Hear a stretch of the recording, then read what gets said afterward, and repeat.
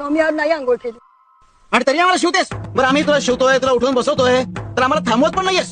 स्वामी तुम्हीच नेहमी सांगता ना आजारी अगदी बरोबर केलंस तू. स्वतःचं शरीर जपायलाच हवं. आपण आपली काळजी घेणं महत्वाचं आहे. अगं जर आपणच आपली काळजी नाही घेतली तर आपण दुसऱ्यांची मदत काय करणार. हो स्वामी. अगं शरीर म्हणजे देवाचं मंदिर आहे आणि त्याची काळजी घेणं हे आपलं कर्तव्य. हेच ते साधन आहे ज्याच्याद्वारे आपण या विश्वात चांगलं कार्य करू शकतो. अगं तुला कळलंय पण अजून काही जणांना अक्कल यायची आहे. आणि बरं का सगुणे, अगं देवाची कृपा मिळवणं म्हणजे फक्त उपास तापास नाही काही. आपण स्वतःला जपावं आणि दुसऱ्याला यश द्यावं. दुसऱ्यांचं भलं करणं ही खरी सेवा.